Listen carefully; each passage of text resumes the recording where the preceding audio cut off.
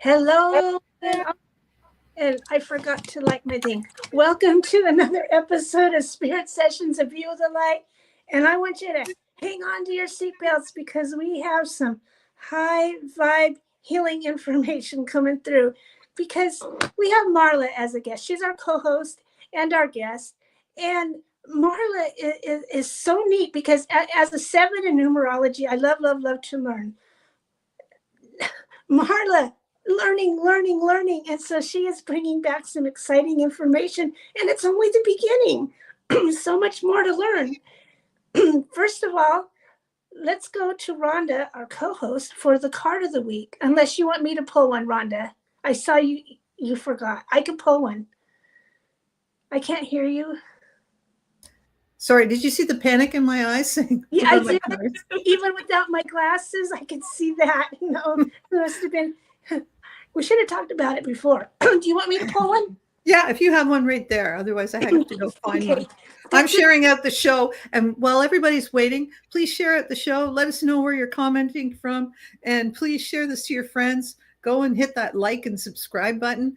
And remember, we're on our podcast. And you can go back 4 seasons on the podcast and listen while you're doing your holiday driving. So, yeah, get some light on the roads with you. Woo-woo. So I am using Colette Baron Reed's deck about postcards from Spirit. This is a little postcard. So we got mail here, you guys. Yeah. And this is for the week ahead and the energies of the week ahead. Dearest you, we know everything in the universe is perfect, even in its flaws. And we view the creations of Spirit in total awe. All is unique, yet part of a unity of existence. But the human experience is a little different from ours. You tend to have a specific standard for what you consider ideal, and this isn't serving you right now. So forget your idea of perfection and see through the eyes of allowing things to be as they are, without judgment. Don't wait until a perfect moment or a mood to start something. Instead, enter life with its flawsomeness. You are exactly where you're supposed to be. Let others be who they are too. For there is always something to discover, experience, and love. When you drop the need for an ideal, you uncover the real treasure, which will be far more interesting and valuable. Looking for that real treasure by moving beyond holding a specific thing. And I know I do this a lot. And so for next week, those energies coming through are just totally reminding us, hey, there's more to discover. We don't need to hang on to what we really expect.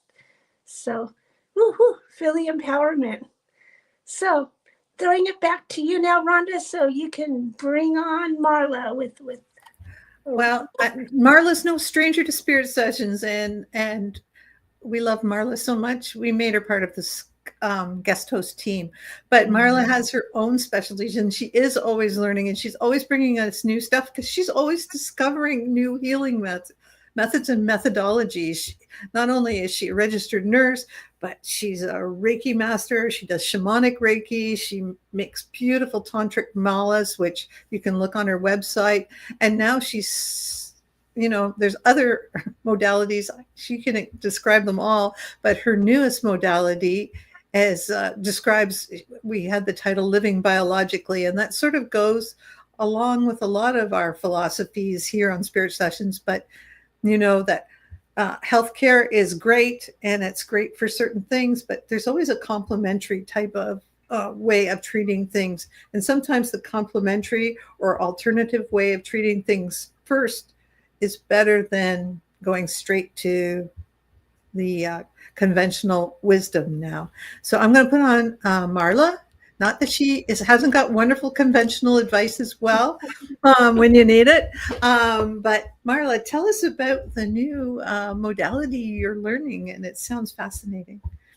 I love it. So It's technically not a modality, which is fascinating. It was at first I thought too, like, oh, this is like a new modality, but it's really a new way, at least for many, of thinking about health and healing.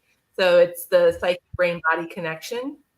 And really, I find it to be super empowering. And that's why I like the card that Teresa pulled. It was just like, it feels so relevant with this, like really coming back to our roots of who we are biologically, really coming back to ourselves and empowering ourselves and really stepping into our sovereignty and realizing that we don't have to hand over to the medical system our power.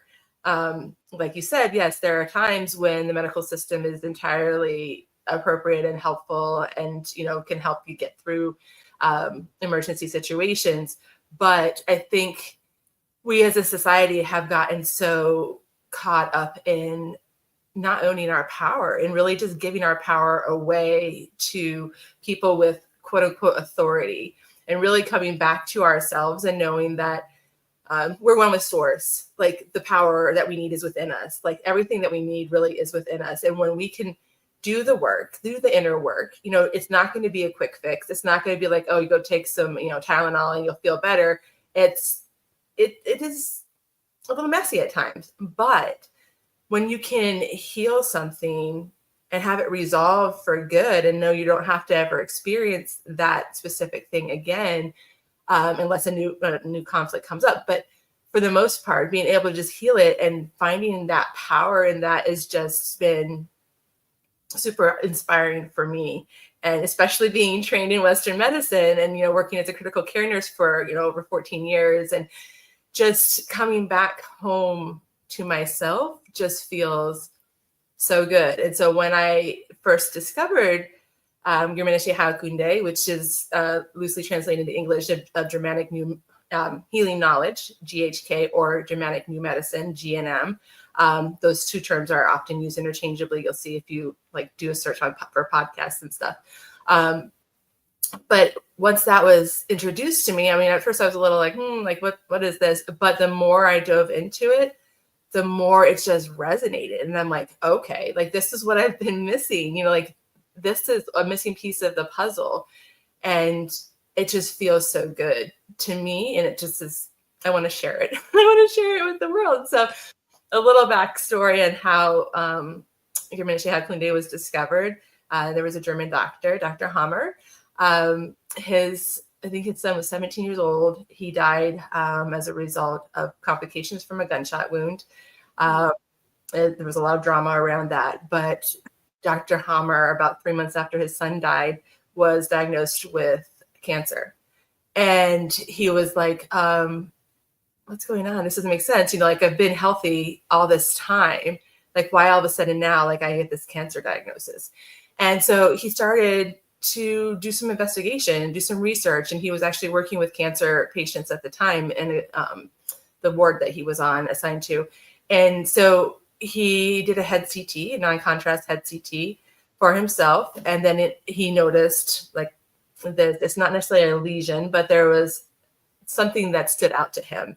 And so he started looking at his patients' head CTs, doing head CTs. And he started noticing that patients with specific diagnoses all had that spot in the same, all had it in the same spot. Wow. Related. And so he started putting the pieces together of like, okay, I think there's something more to this than just like, it's not just a random thing that I developed, you know, testicular cancer, like or it was either prostate or testicular, one of the two, but diving into it and going into his dreams, like his son was coming through it to him in his dreams too. And was like saying, yes, Dad, you're on the right track. Like, keep doing the research. And so he really started bringing this forward to his colleagues.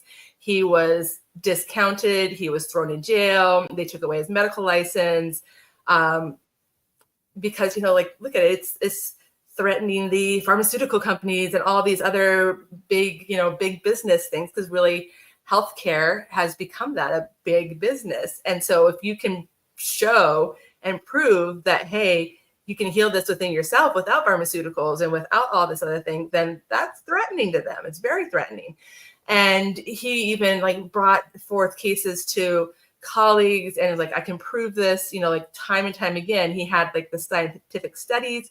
He could show without question every single patient that had this diagnosis had this spot on the brain where you could see it was like a circular sphere that showed up, and it wasn't a tumor or anything like that. And so he brought forth, and his colleagues then brought him this guy, and he was like, well, look at his head CT. And so Dr. Hummer looked at his head CT. It was like, okay, he had some sort of chest trauma. And the guy was like, no, he couldn't remember anything like that. And Dr. Hummer was like, yeah, based on where that is on your brain CT, you had some sort of chest trauma. And the guy still was like, he couldn't remember anything. And his colleagues were like, just give it up, Hummer. Like, you're wrong. You must, you can't prove this. And then all of a sudden the guy was like, oh yeah, it was back when he was like, I'm going to say like a teenager in his village at the time. They had these celebrations where the animals then were, I was going to say sacrifice, but not really sacrifice is not the right word, but like they would have an animal for like the gathering, the feast and all the things. And he was meant to protect this one animal for his family. And a thief came to try and steal it. And he was trying to fight back to get the animal back. And the thief either punched him or kicked him right in the chest and like threw him back. And he had that trauma that he stored, that his body stored for all of these years. And then when he moved out of that village into a different environment, then he started to experience different symptoms. And that's what prompted the whole, like, let's get a head CT, let's see what Dr. Hummer says kind of thing. And Dr. Hummer was like, see, like I told you, like that the brain CTs do not lie. They will show you time and time again. It's like so accurate. And they still discounted him. He had to move to a different country, but he was still practicing, helping people learn to know about Germanische Heilkunde, and it has like amazing resources. Like this is breaking down all the different biological programs. And so I'll just give a little bit, some of the terms. So an SBS or a conflict is like a special biological program where an event happens. So your psyche gets a snapshot of that. So whatever is present at the time of that conflict, and it's going to be different for a lot of people. Some people could have shared experiences with a traumatic event, but they may develop different symptoms or different conflicts depending on what their life experience has been like. But that's the initial part. And then you go into the healing phase. And the healing phase is where we often will say we're sick. With Germanische Heilkunde, it's not sickness, it's the healing phase. It's not always comfortable, but this is when your body is repairing itself. And you might have the inflammation and the bacteria and all that. And bacteria, Dr. Hammer showed how bacteria is proven to help with the healing phase. So often in Western medicine, they're like, well, yeah, bacteria, that's the cause of the problem. And he was like, no, it's not the cause. Bacteria is always present in your body, but then that shows up in more, with more support during the time of healing. And that's why it's always, not always, but the majority of the time, you might see some bacteria present with the healing phase. And then you can have resolution of that and go on with like normotonia, they call it. It's just like normal, healthy lifestyle. But then something could happen going forward where it triggers that response in your body again, because, maybe at the time, say you were a little kid and your parents were fighting and you had a cat nearby and you were like with the cat trying to just like comfort yourself or whatever. And then the next time your parents fight, if you're near the cat, you might have an allergic reaction and start sneezing and all the things and develop an allergy to the cat, where it's not necessarily that there's an allergy to the cat, but that the cat was present at the time of the initial conflict. So then whenever something happens again, like where your parents are fighting, or there's another type of fighting that just triggers that for you, you go into the healing phase again, and you have a track built. So you can step on the track, they call it. And sometimes they also call it a hanging healing, where it just keeps happening. So if you're in the same environment and it keeps happening, you're going to just keep experiencing the healing symptoms. As you go and resolve it, it heals, and then it gets triggered again, and it just keeps going and going until you can like remove yourself from the situation or resolve it in some way so that it doesn't keep happening again, so you can truly heal that initial conflict. And he discovered, or he wrote out about 5 biological laws of nature, which is where like I got the whole living biologically, because that's one thing he really stressed the importance of, is coming back to what we were meant to be living as. Like our society has really industrialized so much, and we've gotten away from the community. We've gotten away from living and having our own food grown in our gardens and all the things, you know, being outside more and all that. Like it's become very much inside on devices and all the things, and we've lost that connection with nature essentially. So the first biological law of nature is each SBS, each conflict, is formed by a biological conflict, a highly acute, dramatic, and isolative conflict shock experience on 3 levels, the psyche, brain, organ level. So it's not your everyday stress. It's not just like, you know, you're stressed with life. We all, you know, I think the majority of us have stressful lives. It's not that. It's not your common stress, but it's something that really like shocks you to your core. And not every time will you recognize it as like, oh my gosh, I just experienced a conflict. You know, sometimes you might, sometimes you might not, because it can be subtle even. And then the second criterion is that the biological conflict is determined at the moment of conflict, both the localization in the brain, they had called it a Hammer focus, that spot he would see in the brain, and the localization in the organs. It could be a cancer or a cancer equivalent. And in Germanic Kunde, cancer is nothing to be scared of. Everybody has cancer at some point in their life, and it's healed, and then you move on. It's oftentimes when it's diagnosed, and then you have this scare conflict of like, oh my God, I'm going to die because I have a cancer diagnosis. Then that just triggers more and more conflicts, and then you end up with cancer throughout, just depending on what's going on. But that's often what he would see and show. Not to mention the treatments. Pardon? Not to mention the treatments. Right, exactly. Which can be miraculous, but also devastating. Very devastating. And that's the other thing he pointed out, like, you know, he has all these criterion, but there's 3 things that don't apply, and that's poisoning, which we spoke about the treatments, poisoning, a traumatic event, like say like a limb was cut off or something like that. Like that's not going to be like, you might have some conflict around that because that is very scary, but it doesn't cause specific trauma does not cause a biological program. And then the other one is malnutrition. So that's what he was showing, that especially with cancer, people that have a cancer diagnosis and have attached to that and have that fear and all the things, they end up being very malnourished. And that's what they die from, is the malnourishment, not the cancer itself, which is very fascinating to like dive into like all of the stuff that he was finding, you know, especially he was working with cancer victims, you know, cancer patients at the time. And then the third criterion, the course of the SBS or the conflict at all 3 levels, the psyche, brain, organ, from conflict to conflict resolution, onto the healing crisis at the height of the healing process, and then returns to normalization, is synchronous. So you can see you'll have phase 1 of your healing phase, and then you'll have like a little bit, they call it epicrisis, where symptoms shift a little bit. You may have seizure-like activity. You may have like kind of just absences, like where you're just like staring off into space. You get like, you know, daydreaming. You're like, oh, like what was I doing? Like I guess got distracted. That they consider to be part of that epicrisis. And then you come back down into the second phase of the healing phase before you come back to normotonia. And it's all very synchronous. It's like shown, you can see and kind of predict like what to expect with each thing. And then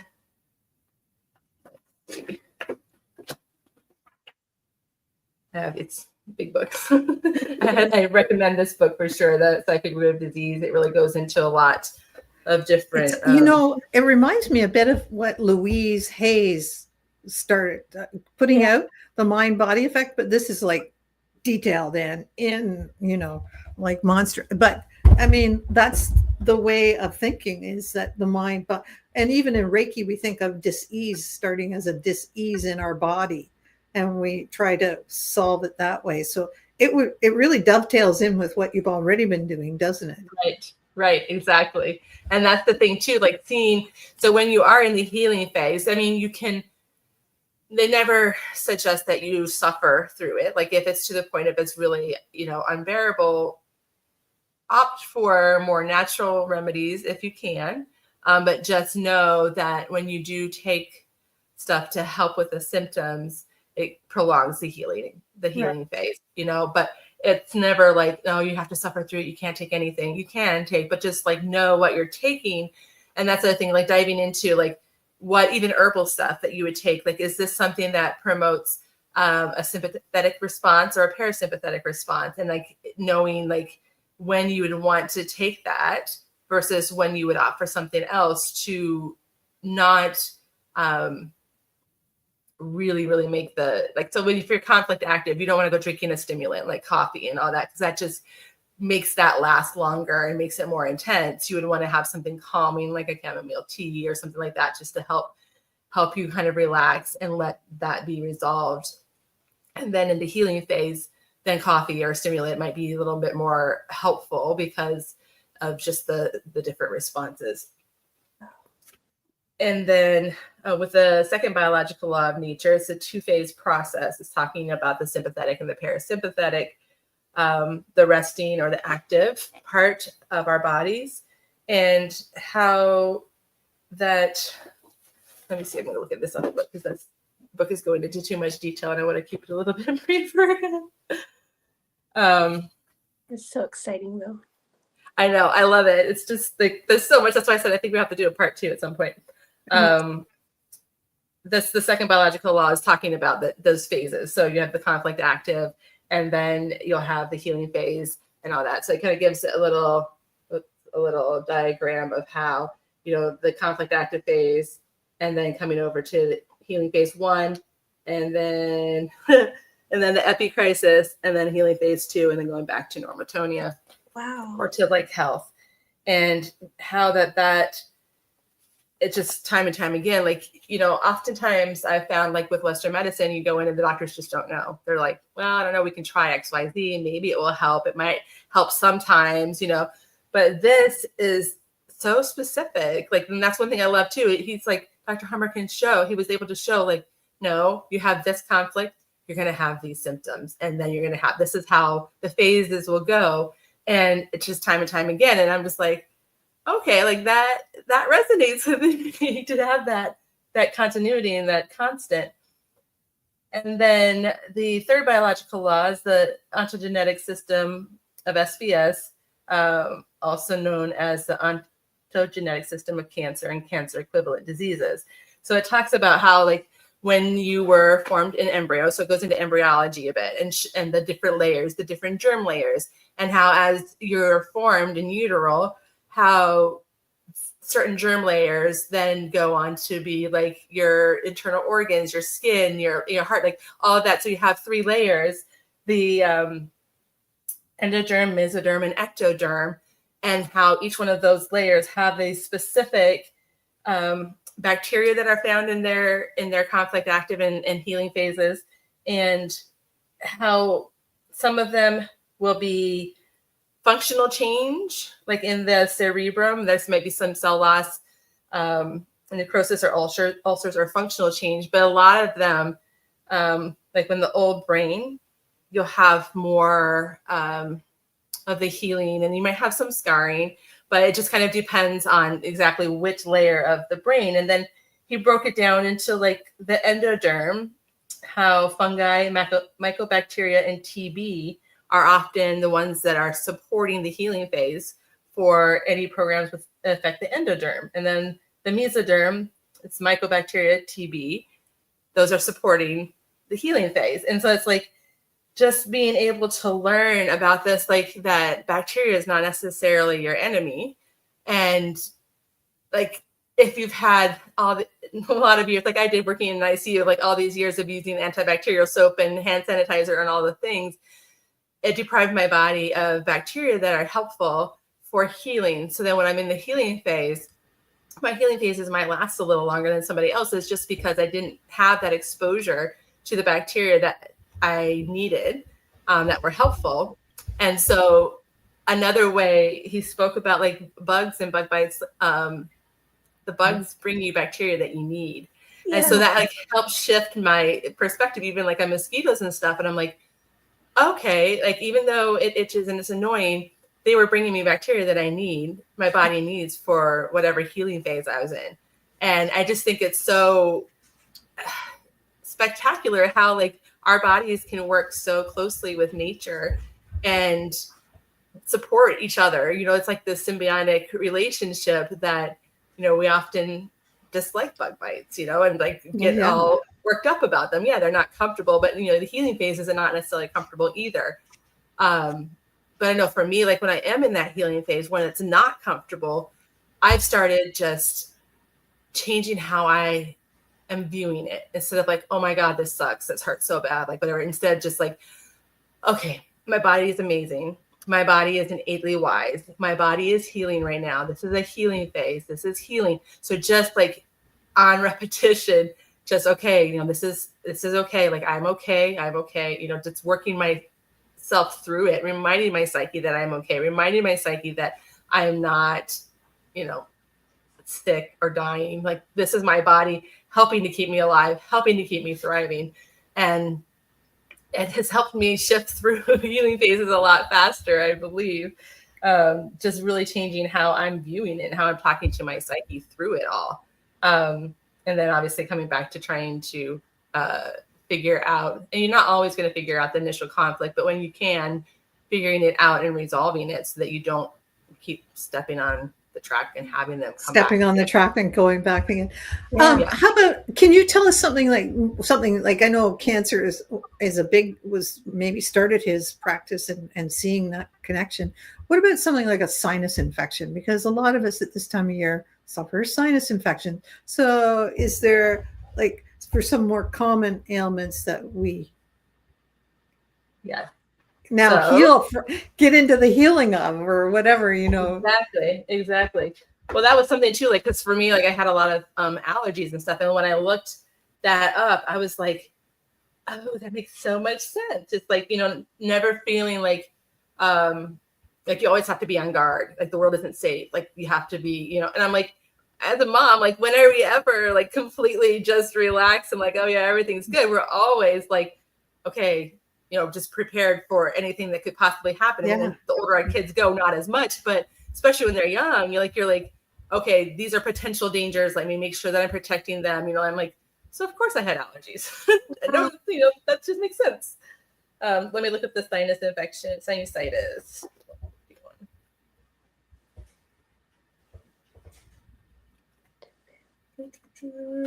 Okay. Also, colds fall underneath this. It's a stinking conflict, not wanting to smell something. This situation stinks. To get a nose full, something stinks about it. Also a scent conflict, where the scent cannot be picked up, not scenting or sensing what or when something happens. Like, a dog lifts up his nose to pick up the scent. When he picks up the scent, he can assess the situation. So this is where, again, biological, coming back to, okay, how is it in nature? Like, looking at it even just from a basic animalistic point of view. Like, don't get too caught up in all the, you know, our current society, like all the things. Let's just come back to the basics. Like, okay, an animal can't smell. Then what happens? Then you're going to have cell degradation to like open up the nasal passageways so they have more capacity to smell, so they can smell when they need to. And then once that's resolved, then the healing phase is like the rebuilding. So you'll have the runny nose, you'll have, you know, all of that, those symptoms, the swelling, because in Germanic New Medicine, it's about inflammation is a good thing. You know, like, inflammation is bringing the water per se, like bringing a moist environment to help the cells repair and heal and rejuvenate. and you don't want to take it away completely. Because again, then you're going to prolong the healing phase and you're not going to be over it as soon as possible.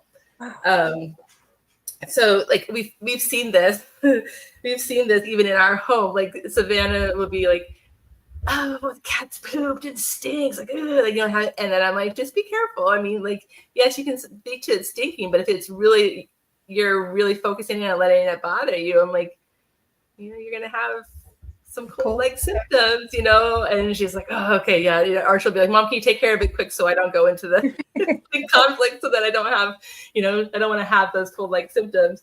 And so it's, you know, a lot of times, you know, they speak to like, "Oh, this is cold and flu season," but is it really cold and flu season, or is it that people are like, "Oh, it sucks that now it's darker later. Oh, you know, it's cold and we can't get out and do everything that we want to do or enjoy doing through the summer," or, you know, like coming back to a biological level, like a lot of people will be like, "Oh yeah, this stinks. Like now it's dark at 5 o'clock," you know, and stuff like that. And so, and then, you know, it's helpful to support your body in the healing process with like organic, healthy foods.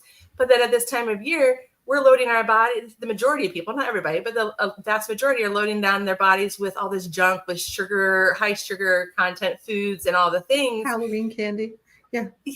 Halloween candy, you know, the feasting at Thanksgiving, the Christmas cookies, like all these things. And that's not supporting the healing process. That's also going to just prolong it. So, yeah, it's going to be common. It's going to be common to see this because a lot of people are having skin conflicts, you know, which is really fascinating. So yeah, speaking to like the repair phase is restoration. So the swelling, the narrowing of the nasal cavity, breathing noises, maybe some stridor, itchiness, possible nosebleed and runny nose, aggravated by the syndrome. And then just looking at it, like when was the last cold? And what stress did I have before this? Also determine the circumstances of the cold before the last one. And if possible, the very first one. What common theme is appearing? Are they related to a certain person or to certain situations? Like, why do I have a problem dealing with this trigger? Like, what is going on? And going back farther and looking like, what conditioning or beliefs lie behind this? Like, example, I'm just too stupid. Nothing goes right when my mother-in-law is involved. I have to plan everything or it won't work out right. Like, when did this belief system really form? And does it come from parents or ancestors? How can I separate myself from it? Can I change the external conflict situation? How? And which new attitudes do I want to develop and cultivate?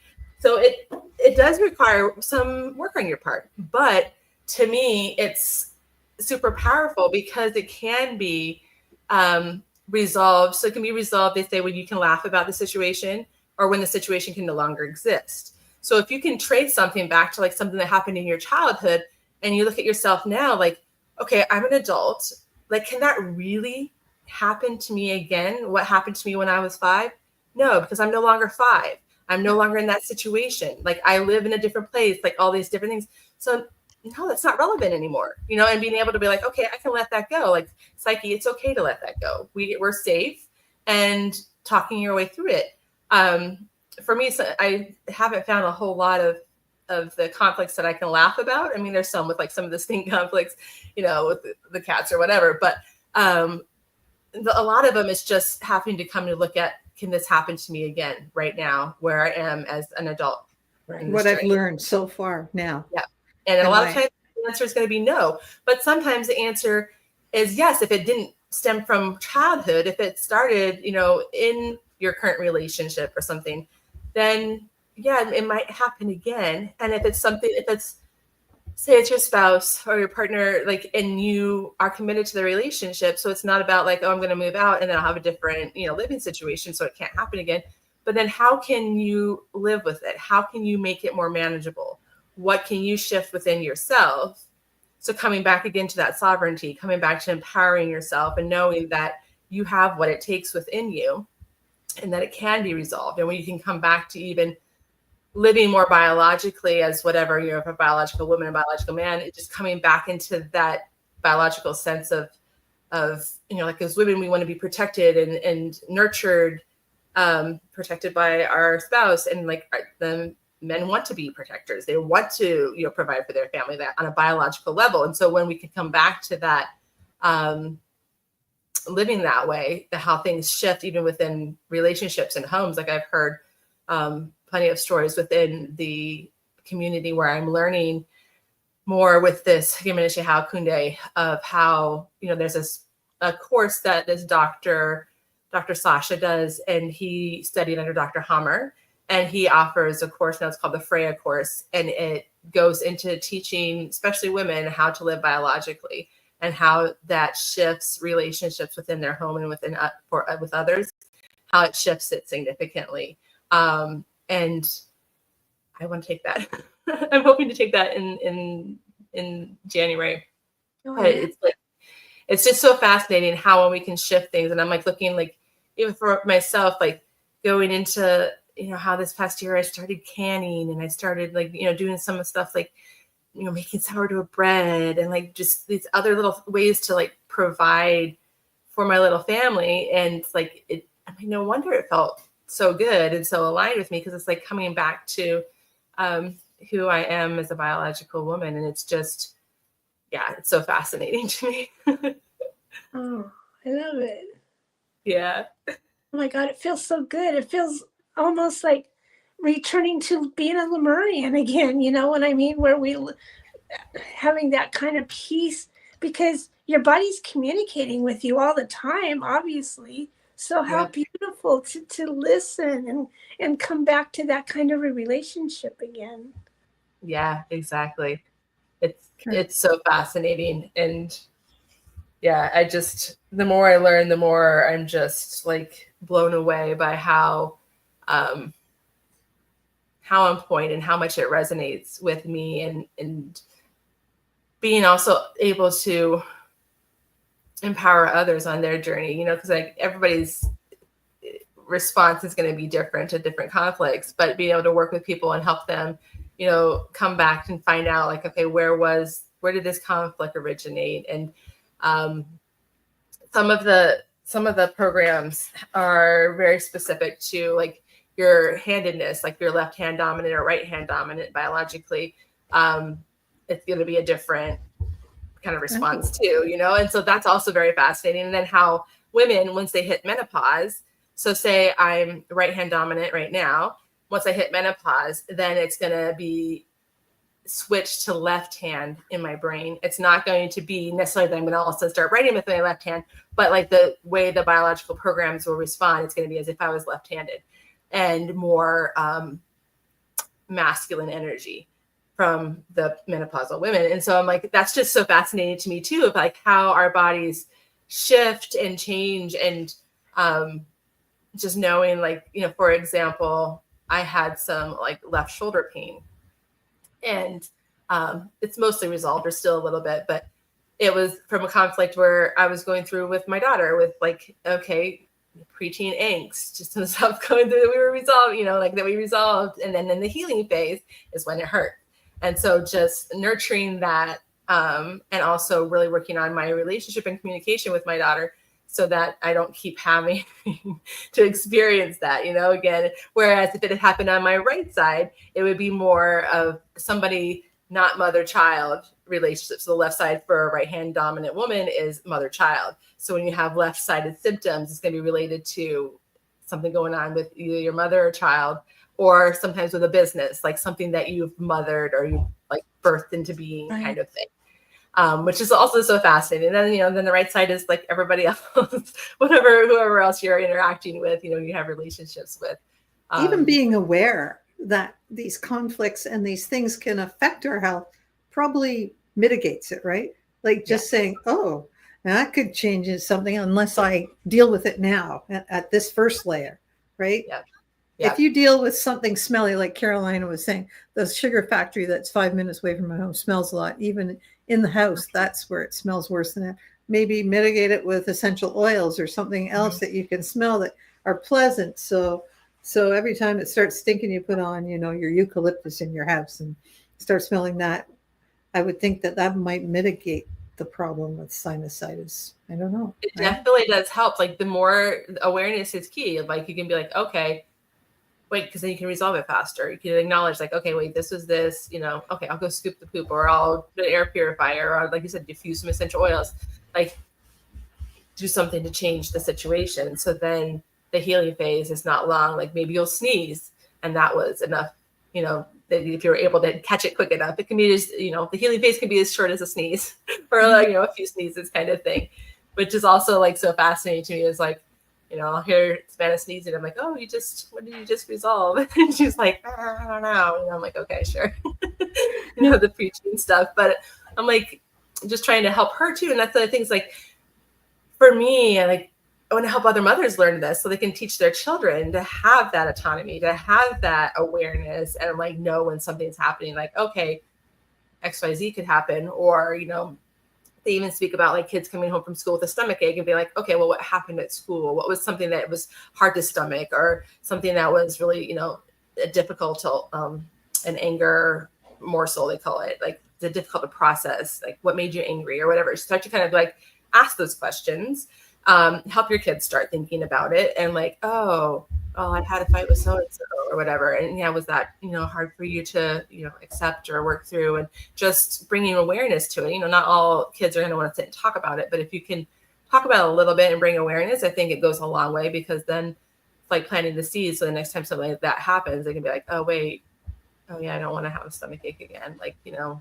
I just let this go and, not have to deal with it? Yeah. The magic thing is letting it go, right? Some people hang on to it like it's worth a lot of money to them. Yeah.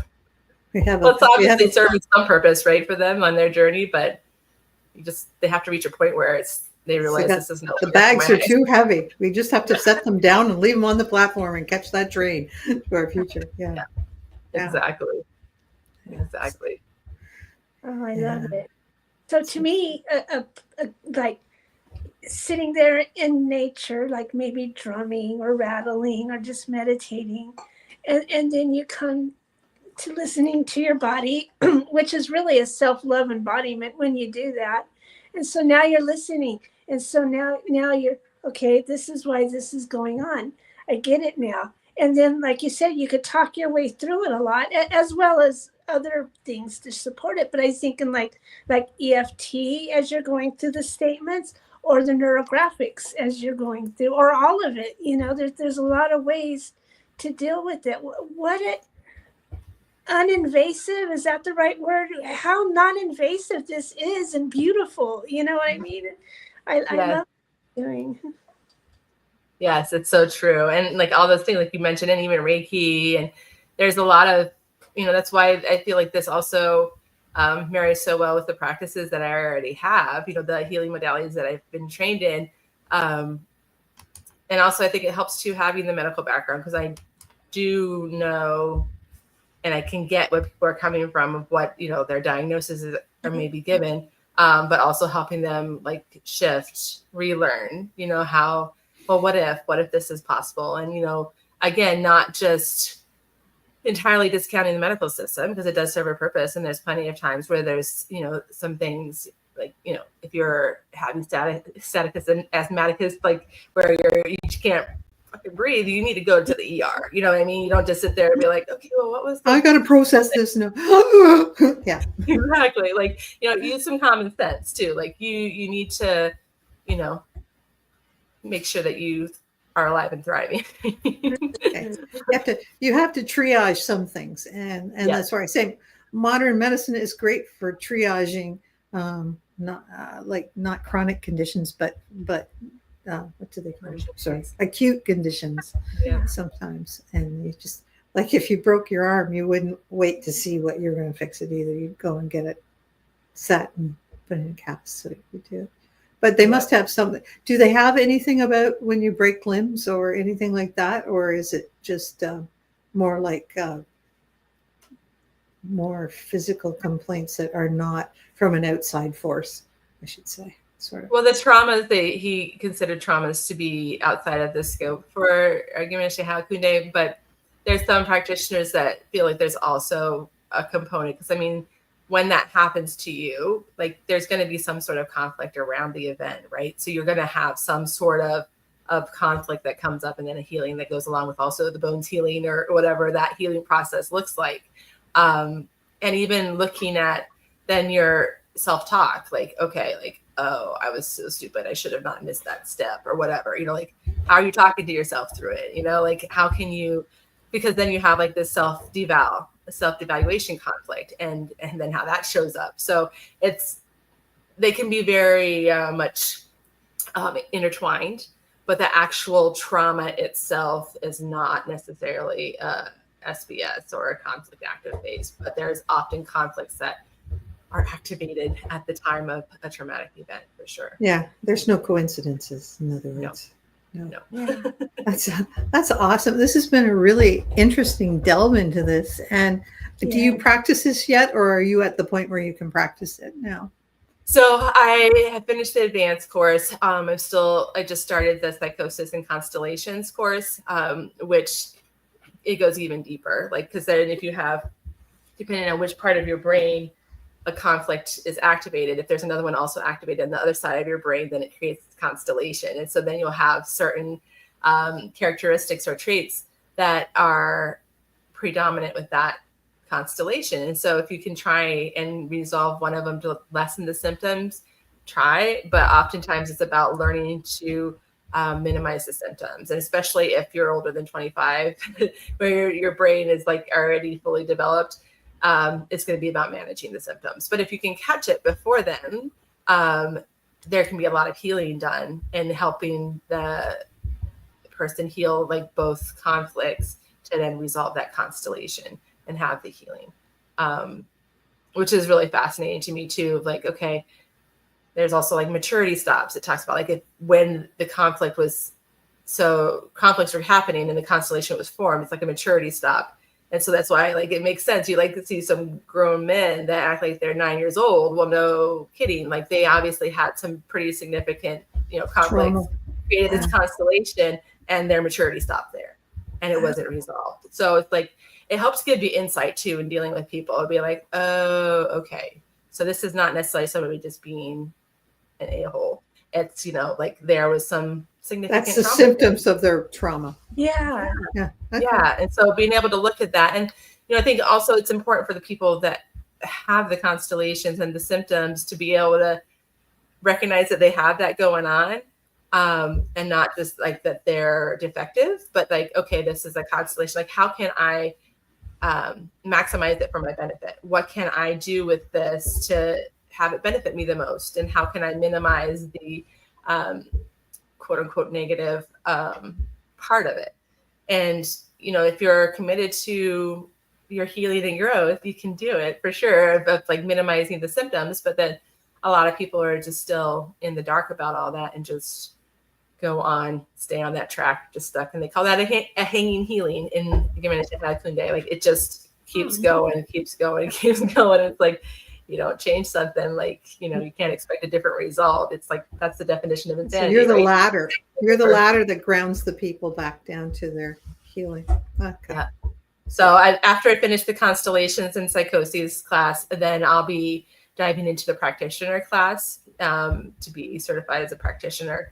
So right now I'm just like working more on a coaching level with helping people and some people in my community. And I host a study group in my home where we can get together and I can share like what I've learned, and we can go through what, if there's people have certain symptoms that they want to kind of dive deeper in, then we dive deeper into that as a group, and like just kind of study and learn and grow. It sounds all fascinating, and for sure we want you back for part 2.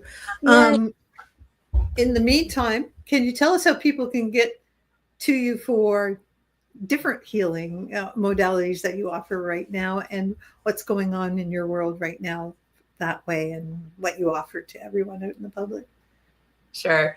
So like was mentioned at the beginning of the show, I'm a Shamanic Reiki Master Practitioner. And so I incorporate that into sessions with clients. I do like soul purpose alchemy sessions where I bring in the Akashic Records of Shamanic Reiki and card pulls and just a lot of intuitive guidance too, and just dive into whatever whatever is going on with them. Sometimes it's just like, okay, let's ask the Akashic Records some questions, and then, go into the Shamanic Reiki, pull some cards for the follow-up.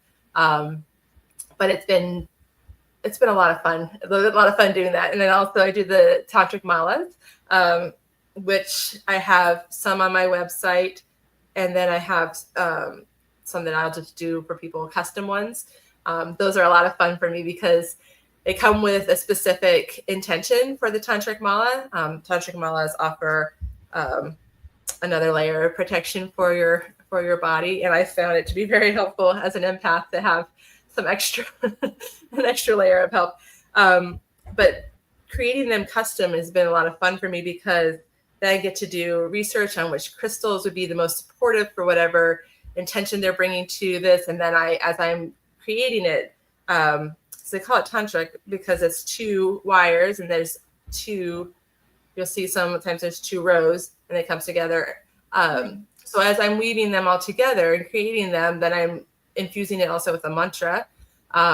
So I get to research, okay, which mantra is going to be the most supportive for what what their intention is for this Tantric Mala.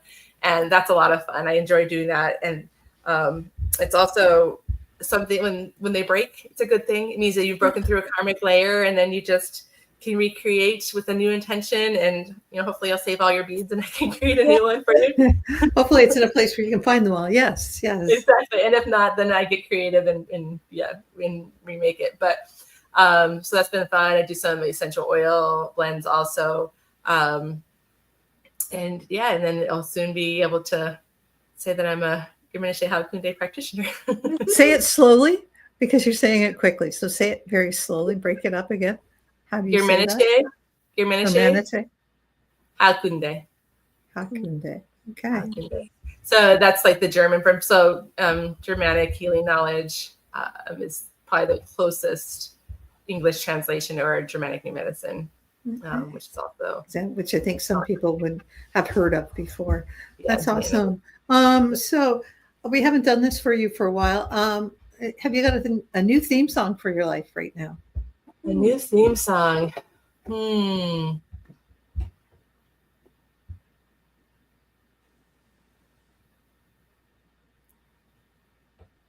that's a hard one, isn't it? That is a hard one. I didn't even think about that. I mean, there was the song that we've been singing just in women's circle. It's really just coming back to being a woman and connecting with the earth. And of course, now the title escapes me. But those types of songs have been what I've been coming back to, of just really connecting with who I am as a woman, sisterhood with other women, and just that connection, that community piece. So whatever would support that. And then also, I always love Happy. That song, Happy. Happy. Yes, because I'm happy. Happy. Don't worry. Yeah, that's an awesome song. That's a song for all life strife. Anyways, it's a great song. What's your favorite crystal you're working with right now? Have you got some new ones or what's that? That's awesome. This is my newest one. It's a rainbow, the rainbow tourmaline. Oh yeah, bring it up just a little closer because that's so gorgeous. Oh wow. So it's a woman's bust, and that's really this stone is so helpful for helping with traumas and healing traumas. And I've really been diving into healing some womb trauma and most recently some birth trauma. I've enlisted a sister to help me hold ceremony for releasing some of that and just really healing the past traumas around my womb so that I can really be grounded and embody my divine feminine. Sweet. That's an awesome thing. Last question. Have you seen any UFOs lately? The last one that I'm for certain were UFOs was in Hawaii like a year and a half ago. Oh, right. But I feel like there's something that's flying around Nashville. I'm not sure what it is. I've seen it a couple times and I'm just like, that does not look like an airplane. It does not, I don't know if maybe it's a drone, but usually I see it at night. So I'm like, I don't know. It's something that has caught my curiosity of like, I wonder if that's. Is it orange or is it normal color? White light? No, it was more of like a whitish purple. Oh, Wow. interesting. Yeah. Interesting. So I'm sure people would be able to like, oh, that's XYZ. But I haven't seen anything that really resonated. So I'm like, I wonder if that's what I'm seeing, because it's like, it catches my attention. And I'm like, okay, well, if it's catching my attention that strongly, like it's something, something for me to take notice of. Yeah, for sure. For sure. For sure. Yeah. I mean, that's not that, again, no coincidences, right? No coincidences. No, no, I'm drawn to it. It's something out of the ordinary. Right? Very cool. So, Teresa, do you have anything else you want to add or talk about today? Because this is our last live show before we go on break, because our next show is Marla will be returning. Yes. So Marla will be returning on our next show. So will you, and so will I.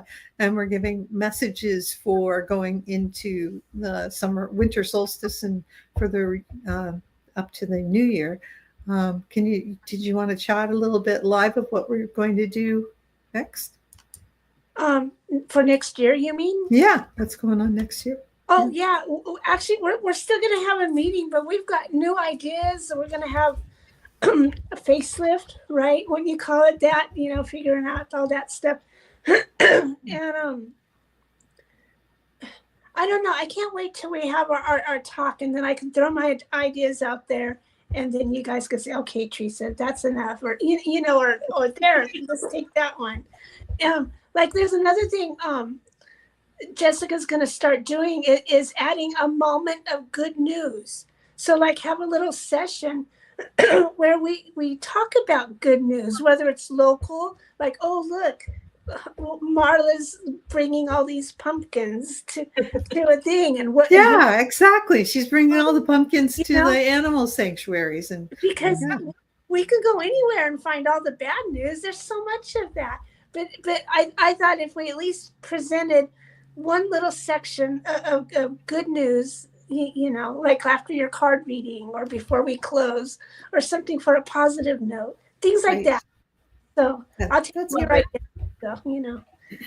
So like I said, next week is our final show for the season until January 3rd, which is 5th. 5th? Is it 5th?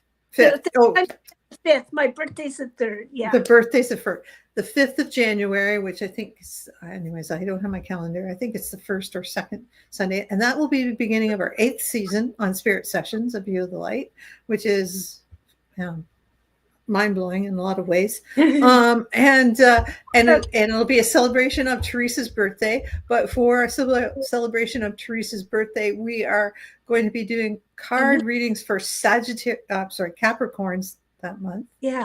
And we will also be doing a card for the collective at that show as well. So, and then on this week and coming, we are doing we have 8 people, 8 special people. I think it was eight of us. I think it was 8 of us. Yeah, 8 of us giving card readings. So we have a little bit of a planetary report and card readings from the 24th till the next session. And we're dark over Christmas, but that doesn't mean there are no Spirit Session shows. We're going to delve into our library and put out 1 or 2 every week of our favorites, so you can rewatch them live on Facebook. You can go to our YouTube channel at any time and rewatch any of our favorites. Barry Littleton, Jackie Dennison, Diana Cooper. There's so many people you can look up and do. Michael Lozier, whoever you want to listen to again. It's just like 4 seasons worth on our podcast, and then the whole 7 seasons on our YouTube channels. So you can go back to the beginning when we were really bad. But you don't really have.